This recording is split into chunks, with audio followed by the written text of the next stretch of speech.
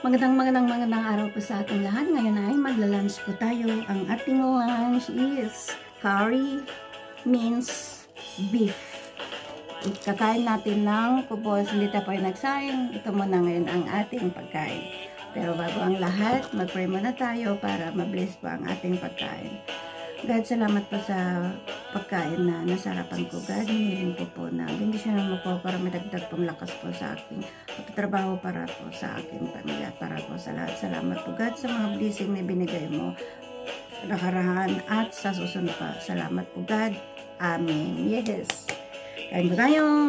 Sarap ng aking ulam.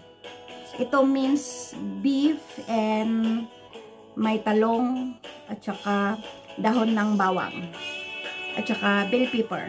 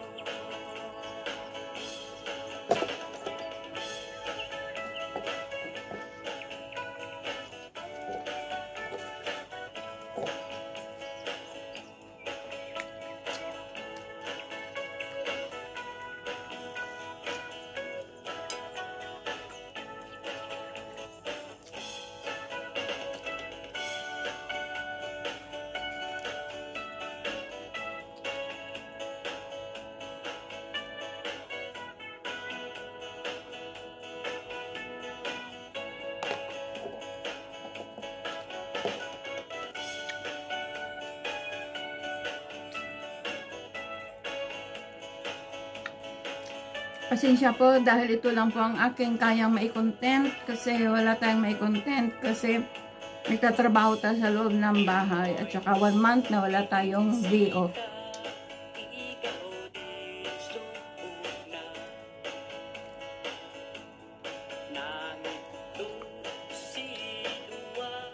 Para makatipid ng tao kung hindi nagdi-day off.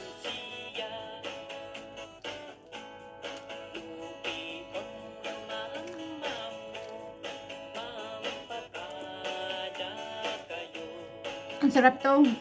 Hindi ko lang naipakita kung paano lutuhin. Means, kahit anong means na giniling na karne, kahit giniling na mambo, giniling na manok, giniling na baka. Tapos lahuluan ng ano ba yan? Eggplant.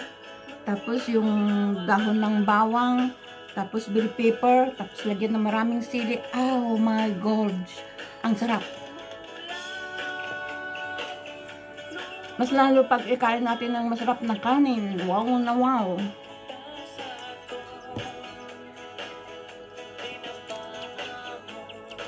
Kaya lang hindi ako nagsaing ngayon. Kaya kubos na lang ang pagkain natin.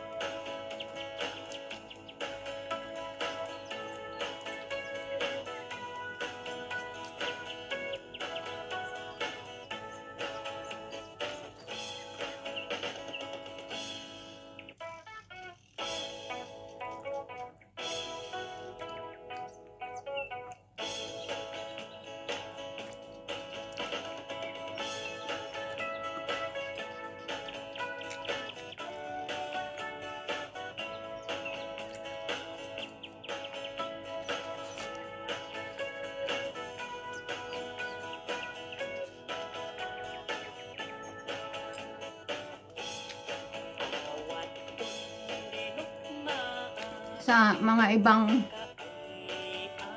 mga OFW nagko-complain pag ganito ang ulam, gusto nilang umuwi dahil hindi daw nagkakanin.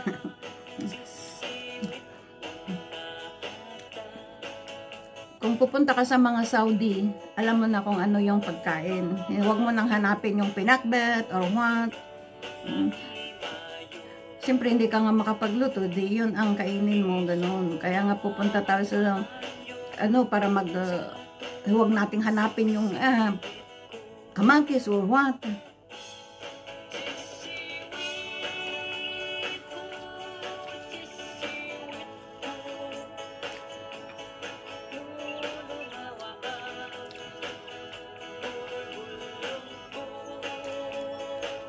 Ito rin noto ko kasi kami dito kasi nakakaluto kami ng sarili namin pagkain.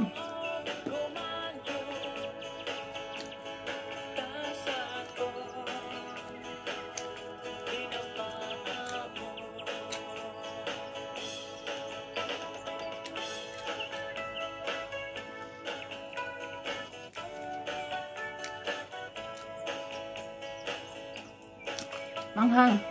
Pero didma ko ang hanghang. Nasana na yung bunganga ko ng manghang.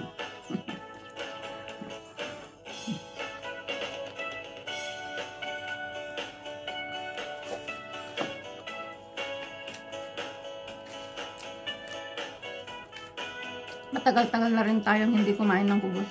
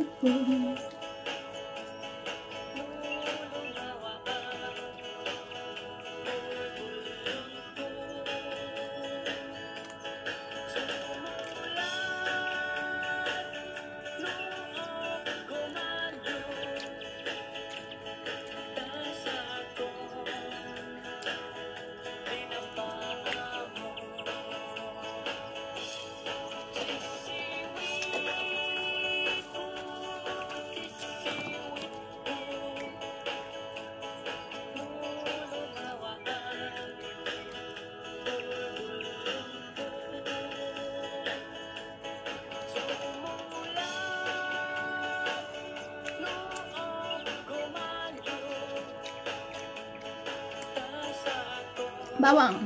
Dahon ng bawang.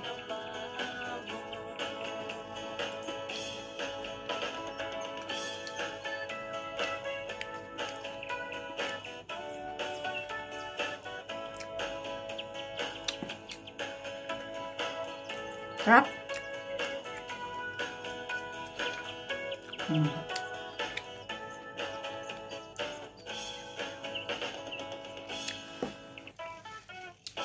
Ayan, ulitin ko. Salamat po sa mga sumisilip po. Nagtsatsagang sumilip lang po sa aking munting channel. Salamat po sa inyo.